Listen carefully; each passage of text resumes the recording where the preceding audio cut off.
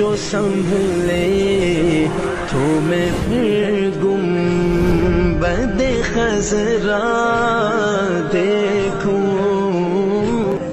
میرے دوستو، آج کسی کو بے ایمان کہہ دینا، کسی کو کمینہ کہہ دینا، کسی کے اوپر اپنا حکم تھوپ دینا، حکومت کر لینا بہت آسان ہے، بہت آسان ہے، لیکن جب کل قیامت کے دن جواب دینا پڑے گا تو وہاں پر مشکل ہو جائے گا۔ وہ دن ہوں گے کہ اللہ رب العزت کے انبیاء بھی تھراتے ہوں گے، اللہ رب العزت جلال کے عالم میں ہوں گے، پھر فرمائیں گے لمن الملک اليوم، کہ آج کے روز کس کی حکومت ہوگی؟ پھر جواب دیں گے للہ الواحد القہار، اللہ ہی کی ہوگی جو یکتا اور غالب ہے۔ وہاں ہم جیسے لوگ کیا جواب دے پائیں؟ اسی لیے میرے دوستو، ہم دنیا میں رہتے ہوئے اپنے اخلاق کو، اپنے کردار کو اس طریقے سے بنائیں کہ جب اللہ رب العزت کے سامنے کھڑے ہوں تو وہاں پر شرمندگی محسوس نہ ہو، وہاں پر شرمندگی محسوس نہ ہو۔ حدیث پاک میں آتا ہے، نبی کریم صلی اللہ علیہ وسلم نے فرمایا کہ ایک شخص کے 3 بھائی تھے۔ کتنے بھائی؟ 3 بھائی، ایک بڑا بھائی، ایک درمیانی اور ایک چھوٹا۔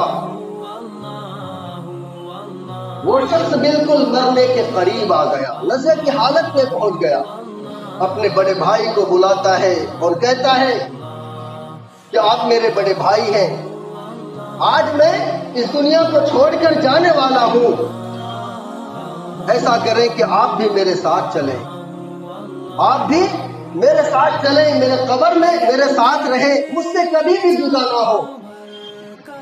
وہ بڑا بھائی کہہ دے گا کہ بھائی جب تک تمہارے جسم میں جان ہے میں یہیں پر بیٹھا ہوں، کہاں؟ تمہارے پاس بیٹھا ہوں، لیکن جیسے ہی تمہاری آنکھیں بند ہو جائیں گی، روح نکل جائے گی، تمہارا میرا رشتہ ختم۔ پھر وہ شخص مایوس ہو کر اپنے درمیانے والے بھائی کو بلائے گا اور کہے گا کہ میرے بھائی تم تو میرے دوست جیسے ہو نا، ہم نے زندگی ساتھ ساتھ گزاری، اب میرا برا وقت آ گیا، اب میں اس دنیا کو چھوڑ کر جانے والا ہوں، ایسا کرو کہ تم بھی میرے ساتھ چلو اور میرے ساتھ رہو، قبر میں بھی میرے ساتھ رہو، اس کے بعد بھی میرے ساتھ رہو۔ وہ بھائی بھی کہہ دے گا کہ بھائی دوستانہ الگ چیز ہے، کیا دوستانہ الگ چیز ہے، یہ الگ ہے کہ ہم نے تمہارے ساتھ زندگی گزار لی، لیکن جب تک تمہارے جسم میں جان ہے میں اتنا کر سکتا ہوں کہ تمہاری روح نکلے گی، میں تمہیں لے جا کر قبر میں دفنا دوں گا، اس کے بعد میں واپس آ جاؤں گا، میں تمہارے ساتھ نہیں جا سکتا۔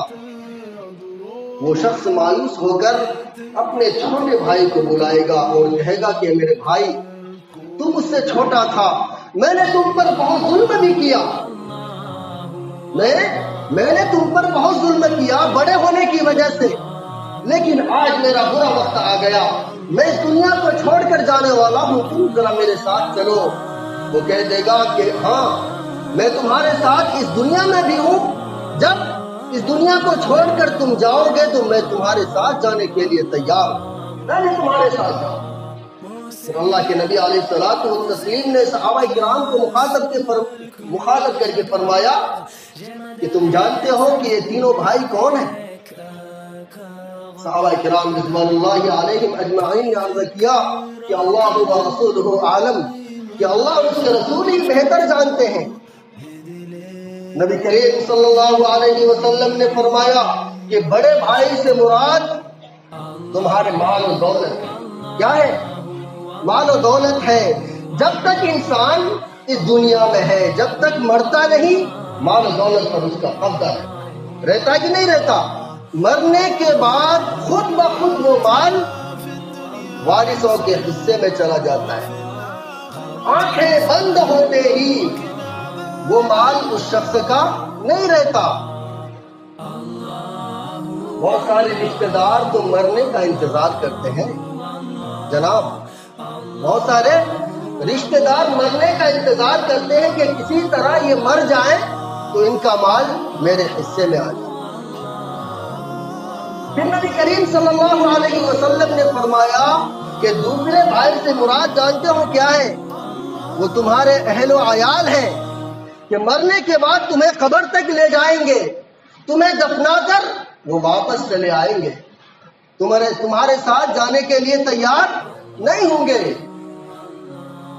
اور چھوٹے بھائی سے مراد تمہارے اچھے یا برے اعمال ہیں کہ اس دنیا میں جیسا تم کر کے جاؤ گے ویسا ہی وہاں پر پاؤ گے۔ اسی کو دوسرے حدیث میں مختصر طور پر نبی کریم صلی اللہ علیہ وسلم نے فرمایا کہ انسان کے ساتھ قبر تک 3 چیزیں جاتی ہیں، مال اور اہل و عیال تو واپس آ جاتے ہیں۔ جو انسان کا نام اعمال رہتا ہے نا، وہی قبر میں انسان کے ساتھ رہتا ہے۔ اب ہمیں اس دنیا میں سوچنا ہے کہ ہم اپنے اعمال کو کس حساب سے لے کر جائیں، جو ہمارے ساتھ کس حد تک کام آئے۔ حضرت شاہ عبد العزیز دہلوی رحمۃ اللہ علیہ کے زمانے میں ایک شخص کہیں جا رہا تھا، مسافر تھا، اس نے دیکھا کہ کوئی شخص نزا کے عالم میں بالکل مرنے کے قریب ہے۔ اچانک اس کی موت واقع ہو گئی۔ اس شخص نے اس کو نہلایا، دھلایا، دفنایا اور قبر میں بھی اترا۔ اس شخص کو قبر میں اتارنے کے بعد جب دفن کر کے یہ واپس آئے تو ان کو پتا چلا کہ یار ہمارے پاکٹ میں جو پیسے تھے، جو درہم دینار تھے، وہ تو ہے نہیں، شاید جو میری تھیلی تھی وہ قبر میں چھوٹ گئی۔ اس شخص کے دل میں خیال آیا، اس نے سوچا کہ کیوں نہ جا کر قبر کھود کر وہ تھیلی نکال کر لے آئے۔ اس شخص نے جا کر قبر کھودا اور وہاں پر سے جب دیکھتا ہے کہ پورے قبر میں آگ کا شعلہ ہی شعلہ ہے اور وہ چنگاری اس کے ہاتھ میں پڑ گئی۔ بہت زیادہ جلن محسوس ہونے لگی۔ وہ قبر بند کر کے کسی طرح واپس آیا۔ اس نے ڈاکٹروں کو دکھایا، حکیموں کو دکھایا، کسی کی دوائی کارگر ثابت نہیں۔ کئی عرصے تک وہ اسی طرح پریشان حال رہا۔ کسی نے کہا کہ دیکھو دہلی میں شاہ عبد العزیز محدث دہلوی رحمۃ اللہ علیہ رہتے ہیں، جاؤ تم ان کے پاس جاؤ، وہ کوئی طریقہ بتائیں گے۔ اس شخص نے جا کر پورا ماجرا شاہ عبد العزیز محدث دہلوی رحمۃ اللہ علیہ کو سنایا۔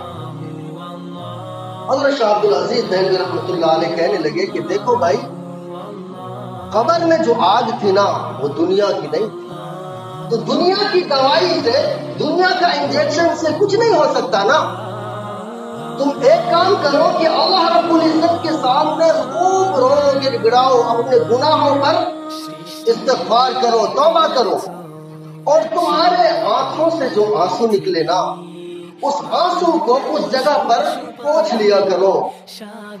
اللہ کی ذات سے یہ امید ہے کہ وہ جلن ختم ہو جائے۔ اس شخص نے ایسا کیا کہ اللہ رب العزت کے دربار میں آ کر رویا، گڑ گڑایا، اس کے آنکھوں سے جو آنسو نکلے وہ آنسو اس شخص نے اپنے ہاتھ پر پوچھ لیا۔ کتابوں میں لکھا ہے کہ وہ شخص بالکل ٹھیک ہو۔ اس واقعے سے کیا پتہ چلتا ہے کہ اللہ رب العزت کے دربار میں اگر کوئی انسان آ کر آنسو بہاتا ہے تو وہ اپنے لیے جہنم کی آگ کو بجھا رہا ہے۔ اس لیے میرے دوستو، اس دنیا میں رہتے ہوئے آپس کے تعلقات ہو، رشتہ داری ہو، دوست یاری ہو، کسی کے ساتھ بھی ہمارا واسطہ پڑ سکتا ہے، لیکن ہم ان کے ساتھ اس طریقے سے اپنی زندگی گزار کر جائیں کہ مرنے کے بعد پچھتانا نہ پڑے۔ انشاءاللہ ہم لوگ اس کی پوری پابندی کریں گے۔ دعا کیجیے کہ اللہ تبارک و تعالی ہم سب کو کہنے سننے سے زیادہ عمل کی توفیق نصیب فرمائے۔